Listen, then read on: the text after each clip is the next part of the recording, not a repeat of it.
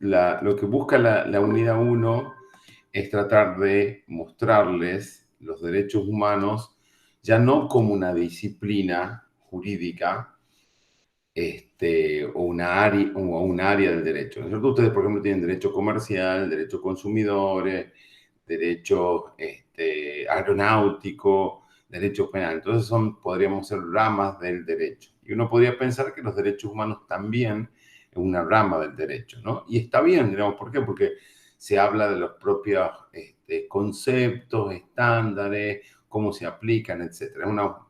Uno ve a los derechos humanos y uno los entiende como una disciplina, como una rama del derecho, ¿no es cierto? Ahora bien, los derechos humanos también son un paradigma del derecho. Y acá vamos a ir empezando a charlar sobre algunas cuestiones de la unidad.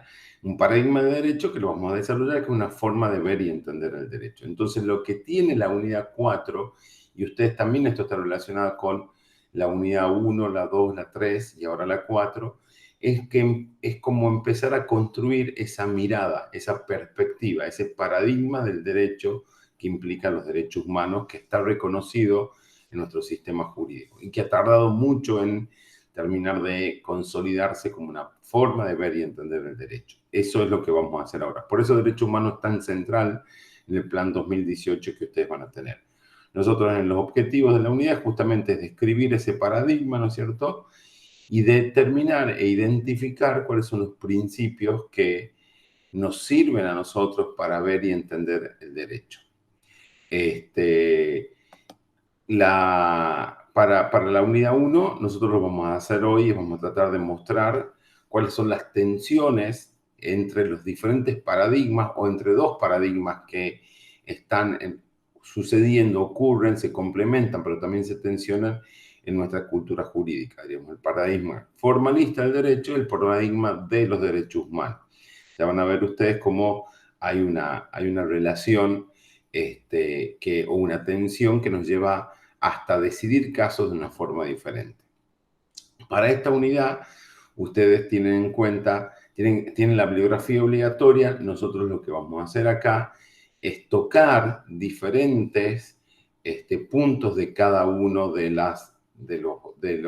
los textos que vemos. Entonces, por lo tanto, acá no es que estamos repitiendo o desarrollando paso a paso un autor o una autora. Más que nada lo que nosotros vamos a hacer acá con Paula y con María José el lunes es, si se quiere, darles a ustedes herramientas para poder abordar cada uno de los textos. Lo que sí hemos hecho dentro de que la ven en el aula virtual, es nosotros hemos creado dos, si se quiere, herramientas de ayuda. Una que un pequeño documento que son consideraciones sobre la bibliografía, que lo que trata es de ya explícitamente mencionando a cada autor y cada autora, conectar y explicarle cómo se relacionan entre ellas y cómo esos textos forman ese cuerpo que es esta unidad 4. Y a la par lo que les dejamos es una guía de lectura. La guía de lectura está estructurada a través de preguntas sobre cada uno de los textos para que ustedes puedan, una vez que han leído los textos, hacerse esas preguntas y responderlas. Lo que nosotros consideramos es que la guía les sirve para que, si ustedes han respondido esas preguntas, se puede considerar que han entendido el texto, los puntos centrales del texto. Una aclaración. La guía de preguntas la guía de lectura es para que lo hagan ustedes como una herramienta para ver si han entendido o no los textos. No es que esas preguntas son las que van a ir en un parcial o las que van a ser parte de un trabajo práctico. Para nada, totalmente lo contrario. Estas son solamente herramientas para entender. Y nosotros lo que sí vamos a hacer un trabajo práctico, vamos a hacer un trabajo práctico que ya Paula y María José les van a contar. Va a ser un trabajo práctico. Este trabajo práctico tiene un impacto, si se quiere, sobre la nota en lo conceptual, diríamos, ¿no? Quienes hagan estos trabajos prácticos, nosotros vamos llevando el registro de eso, y si bien los trabajos prácticos no son obligatorios, sí tienen un impacto a la hora de nosotros de sopesar la nota para ponerle a cada una de ustedes. Así que les recomendamos. Además, los trabajos prácticos, como ustedes van a ver, son muy fáciles. en el sentido de que no tienen una altísima complejidad. Si ustedes han escuchado las clases en abordar la literatura, los van a hacer rápido. Les va a ayudar a sentar los conocimientos, les va a preparar para el primer parcial y además va a tener un impacto sobre la nota en su momento. Así que les recomendamos que miren, que los traten de hacer. Como les decimos, ya las consignas se las vamos a dar. Con respecto a, ya metiéndonos, si se quiere, en esto de que hablamos de diferentes paradigmas del derecho dentro de la cultura jurídica. Nosotros pensamos que los paradigmas son, como les decía, la forma de ver y entender un fenómeno. Esos paradigmas se usan en todo tipo de ciencia o área del conocimiento. Siempre hay un paradigma. Vemos la realidad de acuerdo a, por ejemplo, digamos, un cristal. ¿No es cierto? Yo veo la realidad verde si mis lentes tienen cristales verdes. Paula los va a ver rojo y alguien los va a ver de una forma más divertida, multicolor, si tiene varios cristales de varios colores. ¿No es cierto? Eso es un paradigma. Ahora, los paradigmas no tan solo son una forma de ver y entender la realidad, en nuestro caso el derecho, el sistema jurídico, los derechos, el rol de las juezas y los jueces, sino también son performativos. ¿Qué significa? Que el paradigma nos otorga roles, nos hace comportarnos de una forma. Entonces, vamos a ver la realidad verde, pero a la vez, porque el cristal es verde, pero vamos a hacer las cosas o nuestras acciones las vamos a encaminar de acuerdo a las prescripciones de ese paradigma, ¿no es cierto? Eso generalmente en el derecho no se nos dice, no se nos cuenta cuando estudiamos derecho, sobre todo quienes venimos de otros planes. Ustedes esto sí se los empezamos a contar en la facultad, ya en contenidos transversales, un poco en constitucional, en humano, lo van a ver también en investigación jurídica, lo van a ver en la práctica, en la clínica jurídica, lo van a ver en varias optativas. Lo que nosotros vamos a tener es que en esas unidades, espacios curriculares, ya les empezamos a decir, che, miren, tradicionalmente en la Argentina nos han configurado nuestra mente jurídica y la estructura del Estado y de la práctica de las ciudadanas y los ciudadanos a través de un paradigma del derecho, lo que vamos a denominar el paradigma formalista del derecho, ¿no es cierto? Es un paradigma que es interesante porque ve al derecho, ¿no es cierto? Considera al derecho como un sistema cerrado, coherente, completo, ¿no es cierto? Que es posible de reconstruirse o construirse racionalmente. Ustedes piensen, imagínense, y yo entiendo que para ustedes esto les puede pensar alejado de derechos humanos, pero ya vamos a entrar, no se preocupen. Es un sistema que se puede construir racionalmente. O sea, piensen en Vélez Sarsfield, ¿no es cierto? Vélez Sarsfield solito, una sola persona, con ayuda de algunas fuentes, como lo que se llamaba el Código de Freitas, hace un código civil con miles de artículos, donde él, esa persona sola, se imagina cuáles son los conflictos de derecho privado que tienen las personas en ese momento y que van a tener las personas en el futuro. Y a esos conflictos que él se imagina les otorga soluciones. Una solamente es capaz de hacer eso. Entonces, el señor Vélez Sarsfield hizo este código, previó cuáles van a ser los conflictos, no tan solo de su generación, sino de personas como ustedes, o sea, de gente que nació casi más de un siglo después. Él pensó que el derecho, y nosotros todas alrededor, pensamos que el derecho es algo racionalmente construible, que se puede engarzar, que se puede diseñar, y por lo tanto una sola persona o algunas personas pueden estar a cargo de construirlo, elaborarlo, implementarlo y enseñarlo, ¿no? El derecho recae en esas personas que adquieren esas habilidades, ¿no es cierto?, para construir racionalmente lo que es el derecho, ¿no es cierto? Generalmente eso implica también que el derecho es de solamente corte estatal, en el sentido que solamente hay derecho cuando unas personas lo producen a través del Estado. Entonces, ¿qué es lo que pasa? Vamos a llevarlo a un extremo, si se quiere.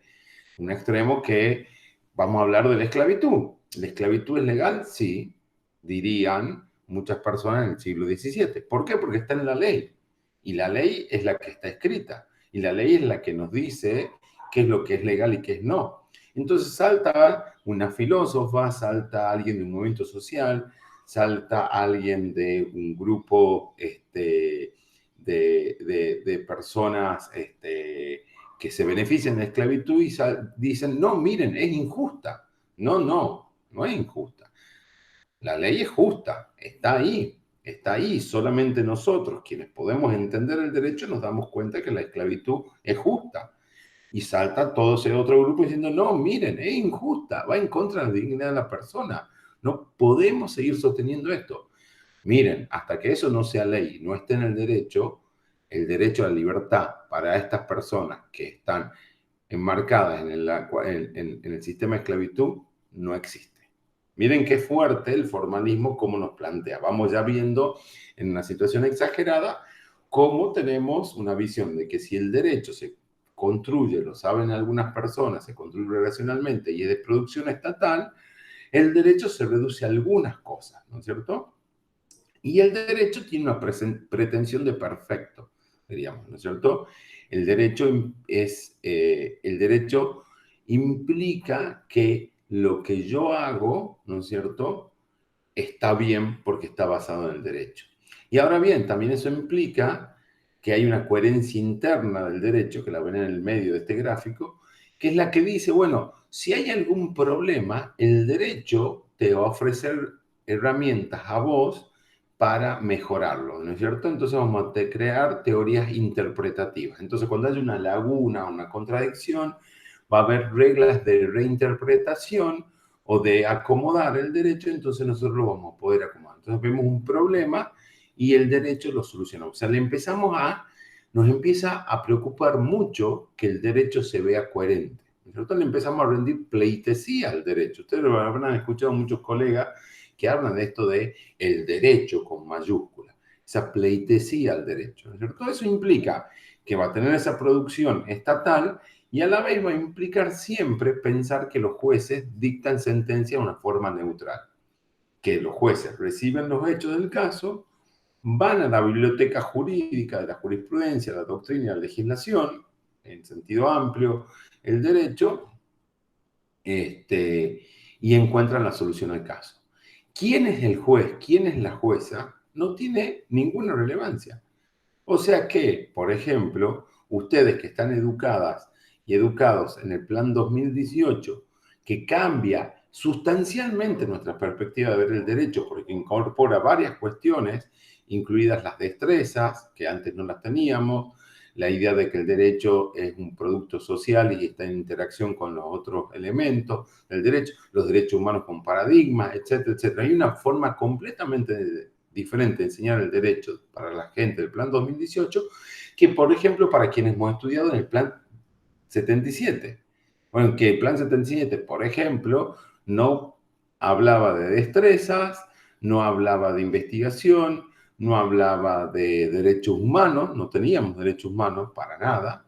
Entonces, esta idea de la neutralidad de decisión judicial dice, bueno, mira, cualquier persona que está cursando el Plan 2018, que está ahí, va a dictar sentencia cuando llega a ser jueza de la misma forma que Gabriel, que ha sido alumno del plan 77.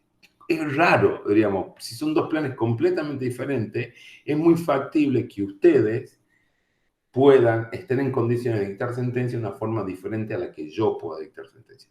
Pero no, el derecho acepta que cambiamos los planes, cambiamos la forma, cambiamos nuestras visiones, cambian un montón de cosas, pero seguimos pensando que el derecho es neutral y que ustedes y yo vamos a dictar sentencia de la misma forma. Bastante raro si se quiere, ¿no? Entonces ya tenemos estos problemas de solamente la ley es lo que está escrita, ¿no es cierto? Estatalmente, entonces quienes digan que la esclavitud en el siglo XVII y el siglo XVIII era injusta, no tienen razón, ¿no es cierto?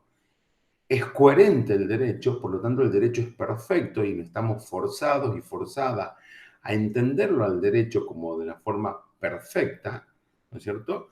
y vamos a pensar que los jueces y las juezas siempre aplican la ley perfectamente elaborada y estatalmente elaborada, ¿no? Y eso nos va generando, si se quiere, una cosmovisión, una forma de entender el derecho que lo vamos a ir deshilachando ahora. Ahora bien, eso, diríamos, tiene ese formalismo jurídico, tiene, si se quiere, su raigambre en las dos tradiciones que, en parte de las dos tradiciones que de alguna manera le dan vida al sistema jurídico argentino, que ustedes lo han visto en otros momentos en la carrera. La tradición civilista y parte del constitucionalismo que vamos a llamar conservador. Digamos, la tradición civilista lo que decía en su momento era, miren, hemos vivido bajo la soberanía del rey y de la reina. Ellos decían que porque un dios les ha dado poder, ellos podían hacer lo que querían. Decidimos romper con esa lógica a través del siglo XVIII con las revoluciones, donde la soberanía está en el pueblo. ¿Y dónde reside formalmente la soberanía del pueblo? En el legislativo. Entonces, es el legislativo el que tiene que hacer las leyes, las normas, los principios, para hacerse cargo de que el soberano es el pueblo, la soberana es el pueblo, ¿no es cierto? Entonces, hay si se quiere, una teoría política detrás de esto está muy relacionado a la teoría del Estado, donde ustedes ven que el formalismo no es que surge porque sí, hay un proyecto político de hacer la vida más democrática detrás del formalismo, ¿no es cierto? La soberanía está en el pueblo. Y después hay una teoría jurídica, si se quiere, que volvamos también al siglo XVIII, donde necesitábamos un poco de la certeza. Porque acá veníamos un rey que un día decía que mi tierra era mía y otro día decía que no. Un día decía que mi hija se podía casar con la persona que quería y el día siguiente venía a decir que se tenía que casar con un noble. Un día venía el rey y decía que yo tenía determinados derechos y al día siguiente me mataba, ¿no es cierto? Y hemos decidido cortar con eso. Ustedes piensen lo mismo en el siglo XIX, cuando después de terminar la era colonial y dejar y marginar y exterminar, o no exterminar, pero reducir sustantivamente a la civilización indígena que teníamos nosotros en nuestro continente, nuestros padres fundadores, como se les dice, necesitaban reconstruir el Estado y necesitaban ciertas reglas y ciertas certezas. Entonces el formalismo, si se quiere, para el siglo XVIII, para el siglo XIX, era muy importante porque democratizaba el derecho, lo ponía en cabeza del Poder Legislativo y por el otro lado daba certeza a ese proyecto. Entonces uno dice, bueno, el formalismo jurídico, así como lo estamos presentando, tenía su base en una teoría jurídica y una teoría política, ¿no es cierto?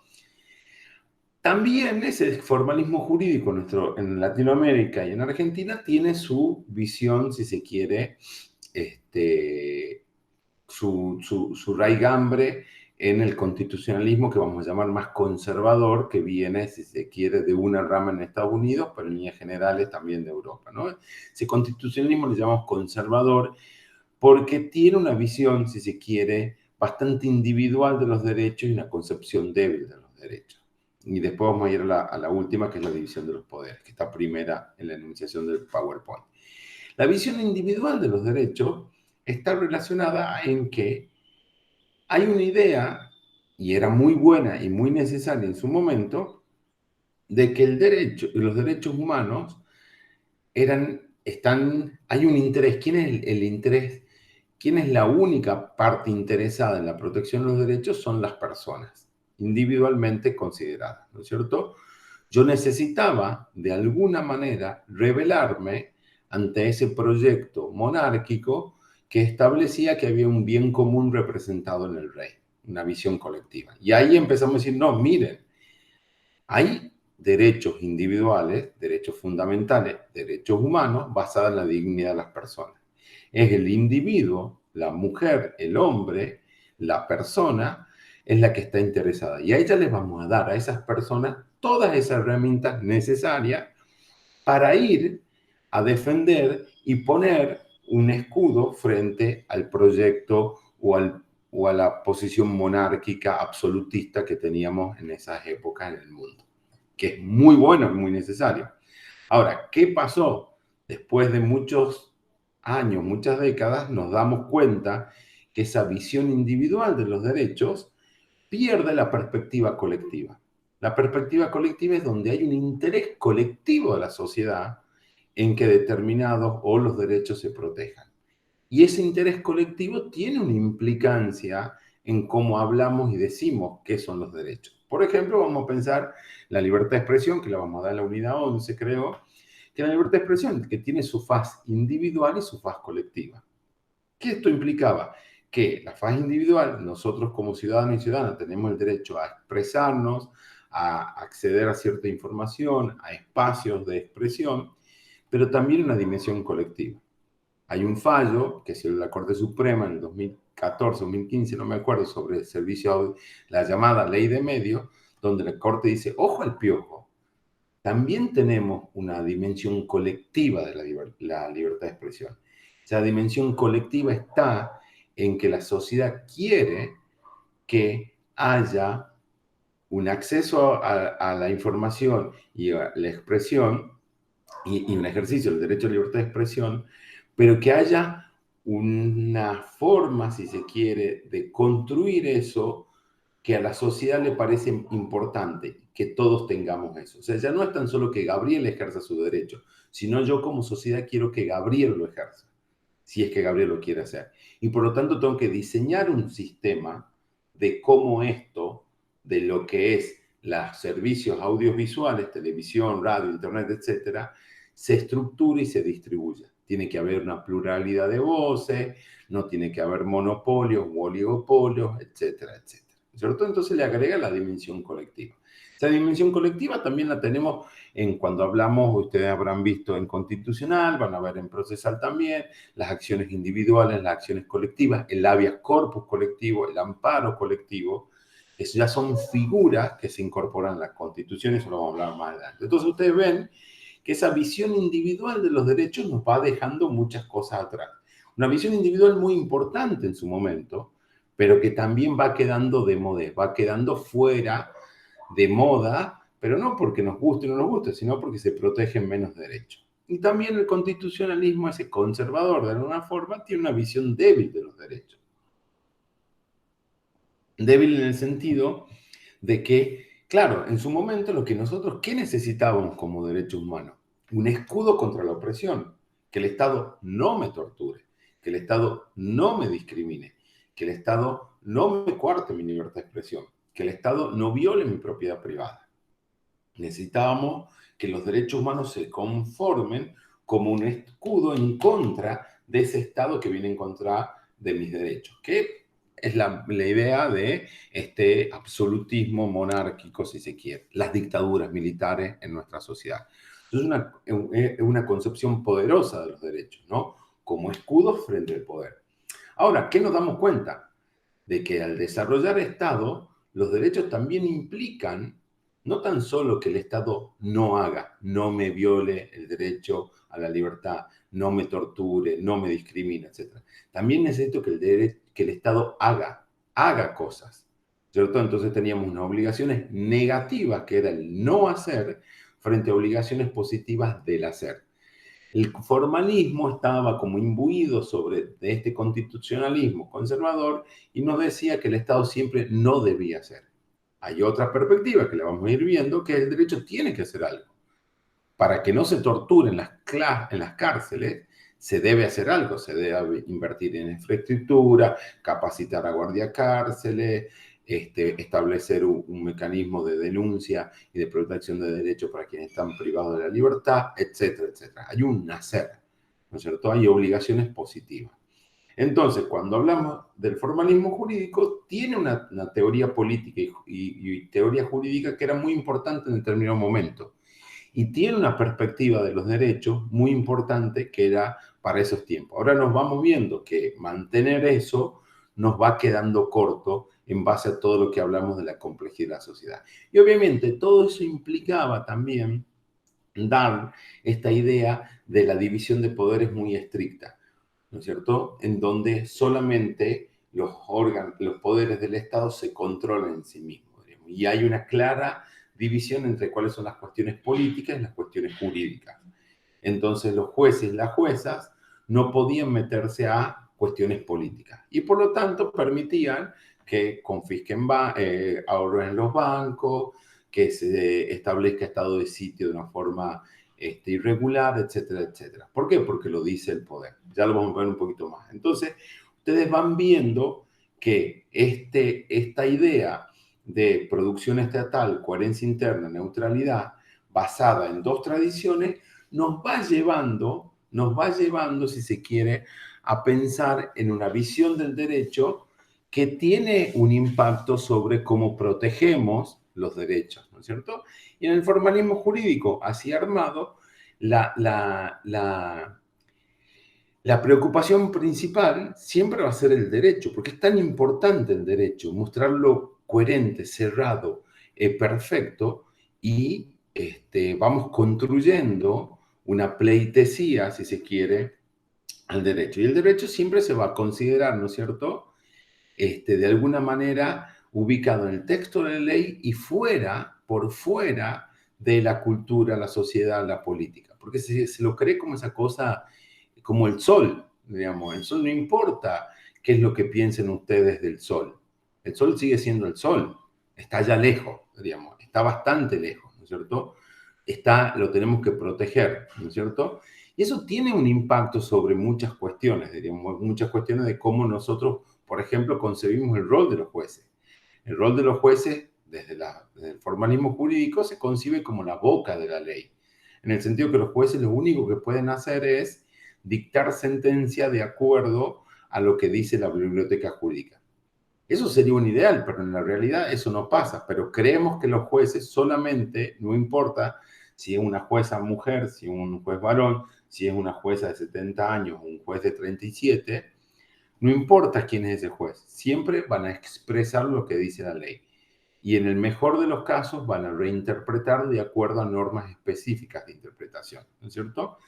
Y siempre vamos a pensar que la ley, la norma, lo que tengamos que hacer es lo que dice la norma jurídica estatal, ¿no es cierto?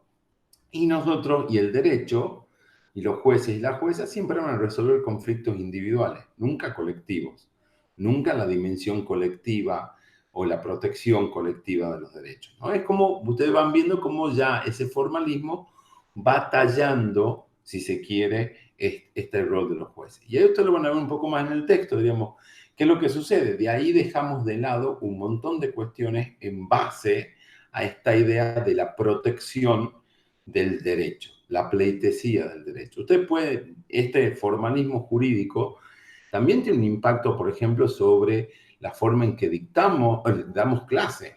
Digamos, ustedes piensen en las facultades de derecho. Ustedes van a la facultad de filosofía, van a la facultad de arte, van a la facultad de agronomía y van a ver muy pocas aulas magnas. O del estilo de las magnas. O sea, ustedes ahora en la pandemia, espero que hayan podido ir en algún momento a la facultad. Ustedes tienen el aula norte, el aula sur, el aula Belgrano, el aula magna, todas aulas gigantes con asientos fijos. ¿Por qué? Porque se espera, de una perspectiva formalista, que la única persona que hable en clase sea el docente o la docente.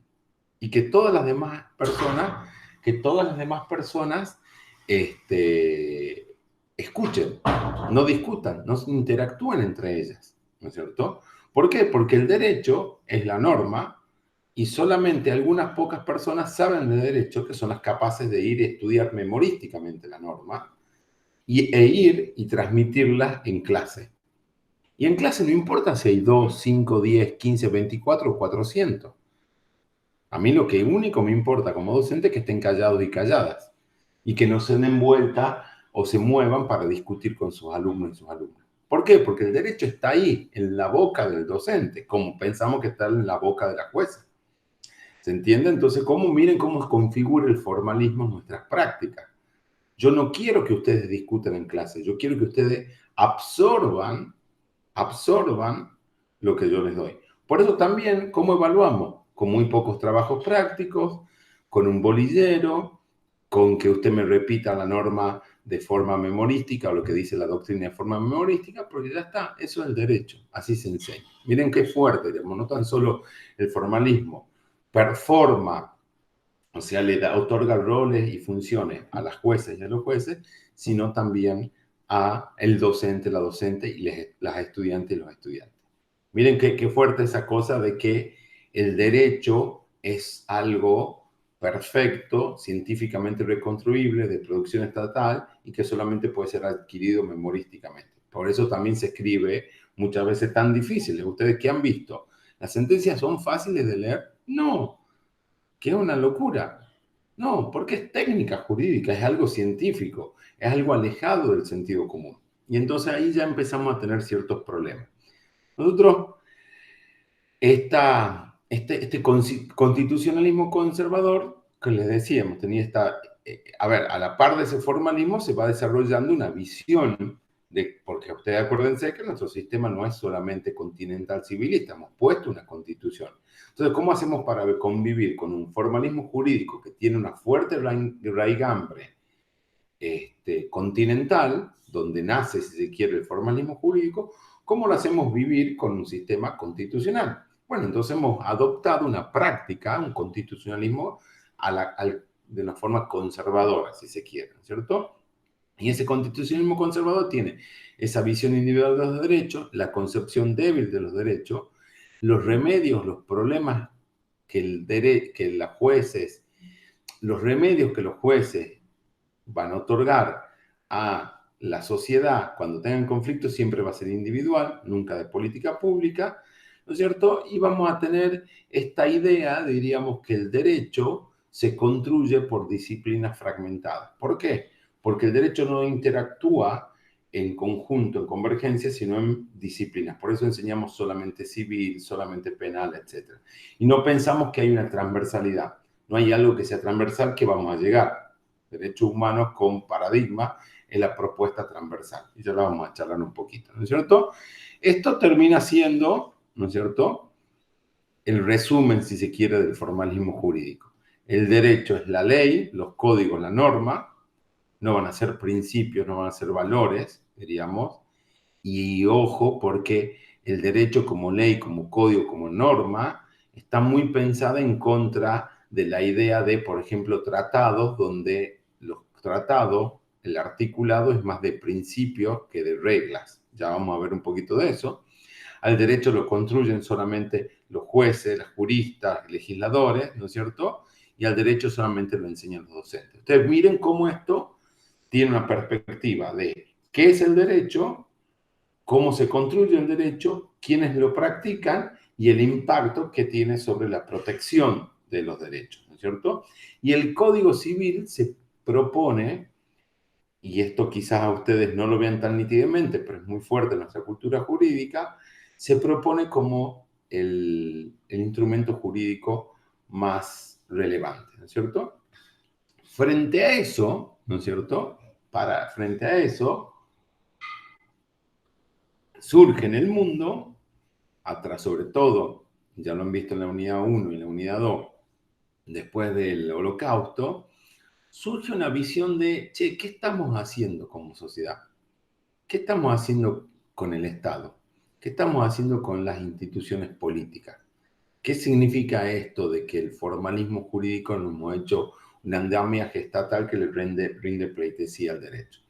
Entonces surge, si se quiere, la construcción de un nuevo paradigma, donde dice, ojo al piojo, tanto nos hemos preocupado por la soberanía del pueblo, tanto nos hemos preocupado por la certeza, que hemos ido corriendo el eje de cuál es el fundamento del sistema jurídico. Y el fundamento del sistema jurídico es la protección de la dignidad humana. Ya no es tanto que hay que rendirle pleitesía al derecho, sino lo que está aquí es la dignidad humana, que no es irrelevante. Piensen ustedes cuántos casos donde ustedes pueden ver se ha tomado decisiones en base de lo que decía el derecho y eso implicaba violar derechos humanos. Por ejemplo, en su momento, las organizaciones, la CHA, la Comunidad Homosexual Argentina, quiere hacer su fundación en los 90 y no se le otorga personalidad jurídica a su fundación. Y eso llega a la Corte Suprema. La Corte Suprema dice, no, miren, ustedes no van a poder, ustedes no van a poder hacer su fundación, pero nosotros tenemos derecho a la libertad de asociación, a la libertad de expresión, a reunirnos, etc. No, no, no, miren, la ley de fundaciones no dice que ustedes pueden hacer una fundación para congregarse las personas homosexuales. ¿Pero por qué? No, bueno, porque la ley no lo dice. Miren cómo, entonces, hay que rendirle pleitesía al derecho, a la ley la dejemos intacta y los derechos van cayendo, ¿no? Y esto estamos hablando de los 90, vamos a ver, ustedes van a ver en su práctica profesional muchos de estos casos. Hemos llegado a la Corte Suprema a, a proteger de alguna manera o darle legitimidad a los golpes de Estado, diciendo, miren, nosotros eso no nos metemos, eso es una cuestión de política no justiciable.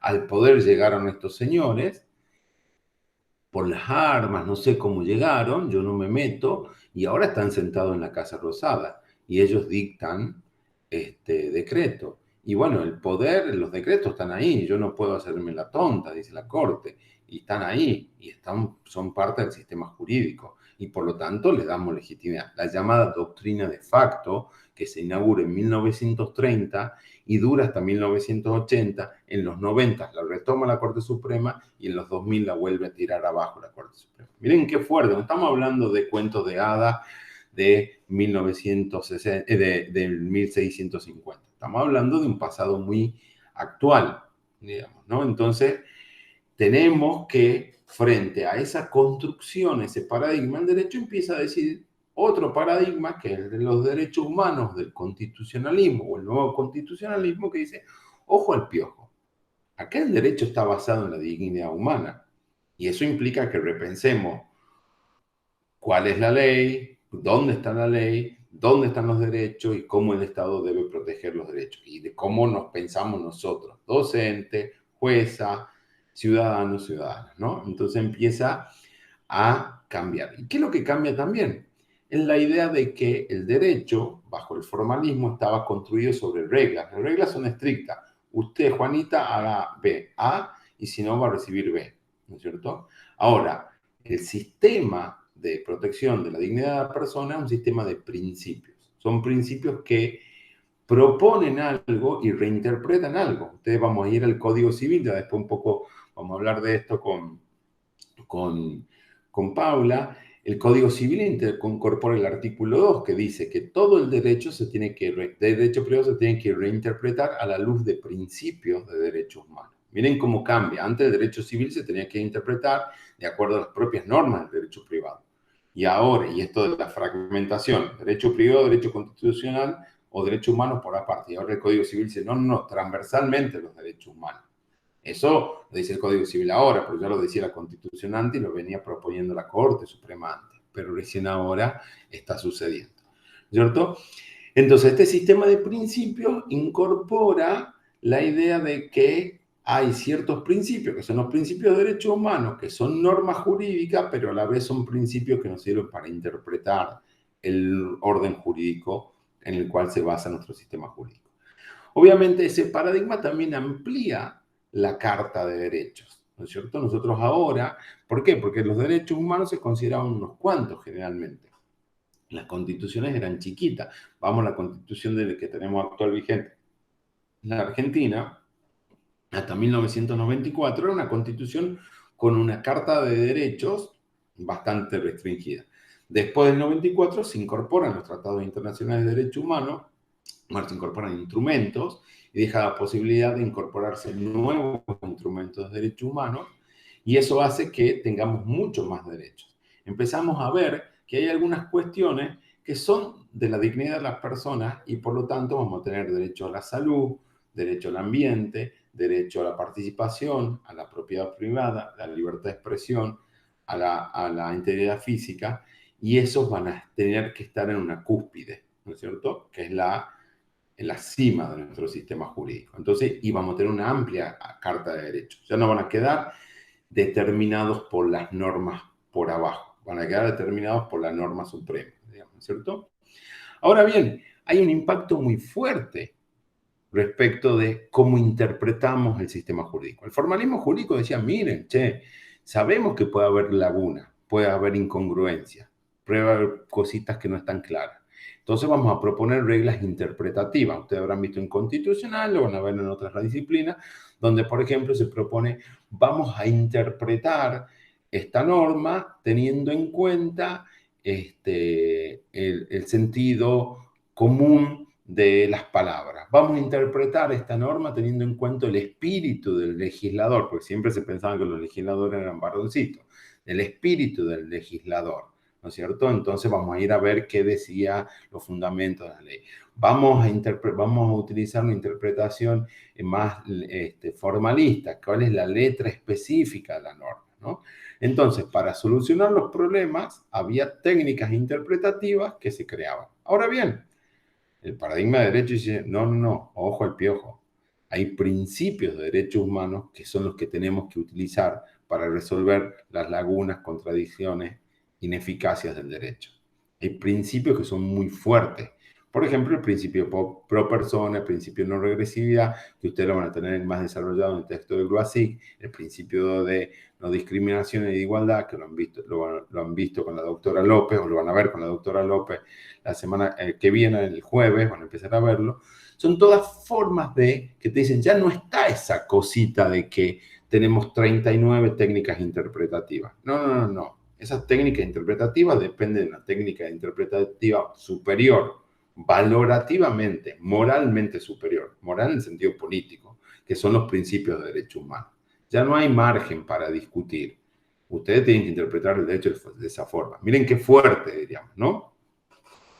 Y lo que también eso implica cambiar la idea de cómo dictan sentencia los jueces, en el sentido de que cada juez en cada momento está obligado a implementar lo que se llama el control de convencionalidad. ¿Qué significa? Que los jueces y las juezas tienen que ver que estos principios de derechos humanos, que los derechos humanos en todo momento y en todo lugar sean protegidos. Entonces, todo tipo de casos, por más que las partes no lo propongan, tienen que ver si no hay una violación contraria a la Convención Americana de Derechos Humanos en nuestro caso. Miren cómo va cambiando, ¿no? Cómo va cambiando, cómo vemos el derecho. El derecho ahora se concibe como una forma de proteger la dignidad de las personas. El derecho ya no se escribe solamente con código, sino que se hace que los códigos se subsuman a la Constitución y los tratados internacionales. Ya no tan solo interpretamos el derecho de una forma técnico-jurídica de acuerdo al formalismo, sino que lo basamos en principio y a los jueces les damos algo más, que es que esa cuestión de aplicar la ley de la biblioteca jurídica, la jurisprudencia, lo tenemos que interpretar y velar que la convención esté ahí, ¿no es cierto? Y ahí también le incorporamos el Sistema Internacional de Derechos Humanos propone ya la dimensión colectiva y la versión robusta de los derechos. La dimensión colectiva está más que nada pensada donde a la sociedad le interesa que a ustedes como ciudadanas se les tutelen los derechos. Y por lo tanto, no tan solo ustedes pueden esgrimir que se les han violado derechos, sino también algunas personas alrededor suyo o la sociedad en general. Es muy fuerte eso, cambia. Entonces, por ejemplo, va a haber una dimensión colectiva del derecho a la verdad, sobre crímenes de lesa humanidad, de la libertad de expresión, incluso en el debido proceso relacionado a pueblos originarios, etcétera, etcétera, etcétera. En el temas ambientales, y por eso vamos a crear un habeas corpus colectivo como figura de protección de derechos, por eso le vamos a dar al amparo la dimensión colectiva. Vamos a ir cambiando esa idea. Ya no va a ser que depende solamente de ustedes interesados. La sociedad quiere que se protejan derechos. ¿Por qué? Porque está basada en la dignidad de la persona. La democracia está basada en la dignidad de la persona. Entonces le metemos ya esa dimensión colectiva. Y obviamente le vamos a agregar la versión robusta. Todo el derecho internacional de los derechos humanos implica aceptar que los estados tienen obligaciones positivas. No tan solo tienen que no hacer, sino tienen que hacer cosas, ¿no es cierto? Entonces ahí ya va cambiando. Ustedes ven cómo va cambiando la fisonomía, si se quiere, de lo que nosotros entendemos por el derecho y lo que el derecho nos pide, nos manda hacer, ¿no es cierto? Y ahí empieza a darnos cuenta que tenemos un paradigma constitucional de los derechos humanos que no ha sido, no es algo que a las profes y los profes de la cátedra se les ocurre, a dos o tres, no, ha tenido su construcción a partir de 1983 en la Argentina a través de hitos institucionales. Primero, cuando Alfonsín ratifica la Convención Americana y la trae al sistema jurídico argentino. Después ahí empieza una jurisprudencia en la Corte Suprema Evolutiva, donde empieza, antes de la reforma del 94, a darle un valor especial a los tratados internacionales de derechos humanos. Y empieza a decir, che, miren, ojo, estos tratados no están por debajo de la Constitución, no está sujeto a la legislación nacional. Ahí tiene un valorcito especial. Empieza a evolucionar la Corte Suprema en nuestra visión sobre los derechos. Y los derechos están principalmente protegidos en tratados internacionales. Después llega la reforma de la Constitución y dice, acá ya no hay duda. Por más civilistas, continentalistas o formalistas que sean los argentinos y las argentinas, la pirámide constitucional, ahí arribita, están los tratados internacionales. Incorpora, que esto ya lo han hablado con Claudia y con María José, creo, incorpora los tratados y los pone en la cúspide. Les da un valor especial. Y después ya viene toda una jurisprudencia, si se quiere, expansiva, que ya le da un lugar mucho más robusto y le da letra a la Constitución diciendo que no tan solo lo que dice la letra de los tratados, sino también lo que dicen los órganos, como la Corte Interamericana, la Comisión, etcétera, tienen una validez trascendental en el sistema jurídico, ¿no? Ya empieza a cambiar eso. Y si se quiere, uno puede decir que esa cadena de hitos trascendentales, no los únicos, pero trascendentales, tienen con la reforma del Código Civil. Que el Código Civil lo que hace muchas cosas, la vamos a charlar ahora, pero otorga un rol especial a los derechos humanos en el derecho civil, porque les pone el artículo 2.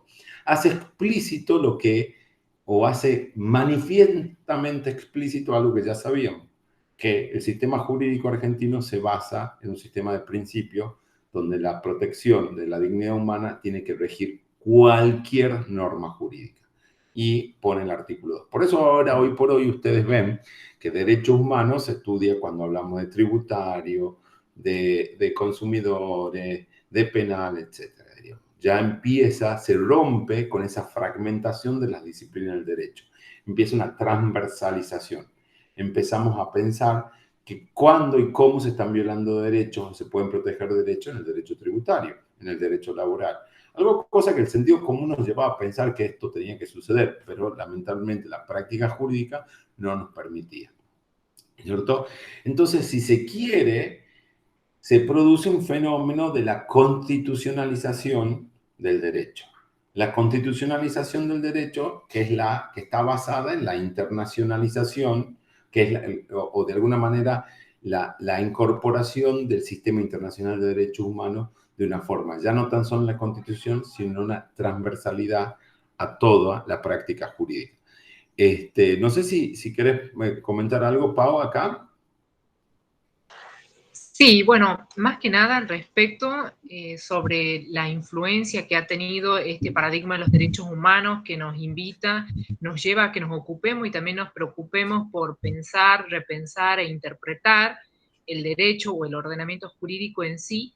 Quería destacar algunos casos en los que el Código Civil y Comercial tiene muy palpable esto de la influencia de este nuevo paradigma de los derechos humanos.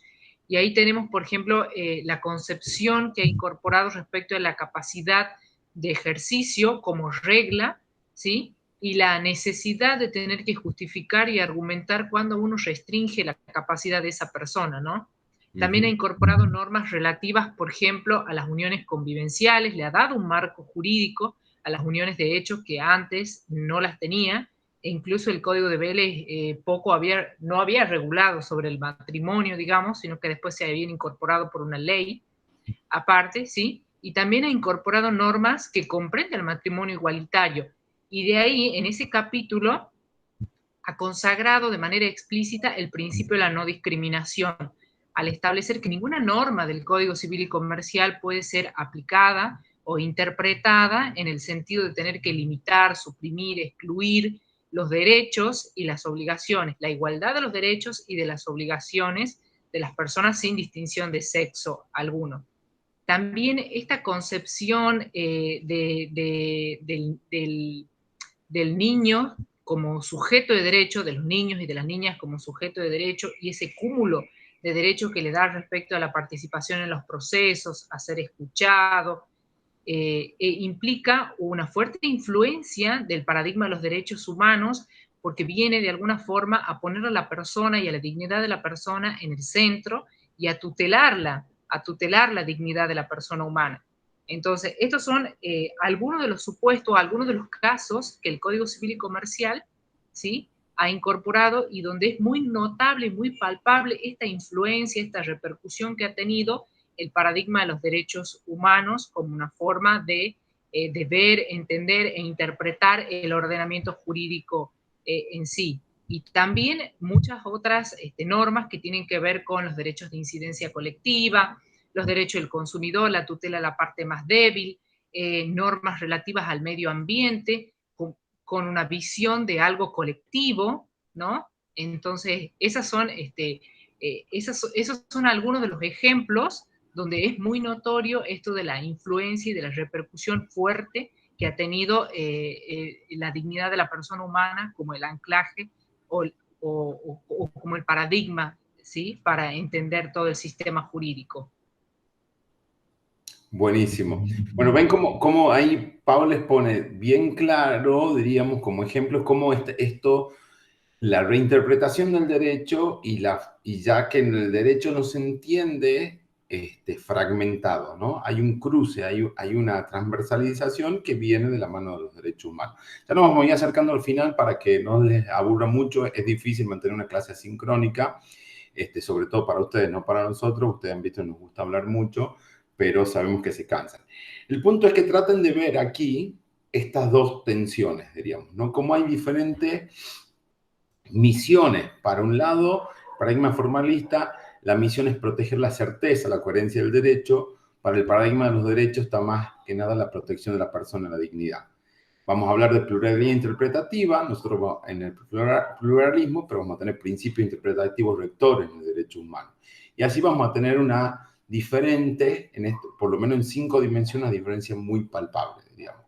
Nosotros lo que, y les queda para ustedes en la clase, en la bibliografía para leer, que se entienda bien que estos principios que nosotros les vamos a poner, que lo ven en el texto de Guasic y después lo van a ver con Claudia en la unidad 5 sobre igualdad y no discriminación, son esos principios interpretativos rectores que mencionamos y que venimos hablando.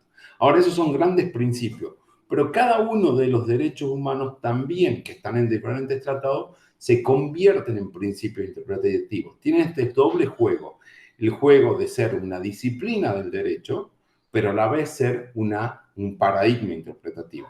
Como una doble forma o el doble rol que tienen los derechos humanos en un sistema jurídico. Sistemas jurídicos pueden ser solamente una disciplina o pueden ser un paradigma.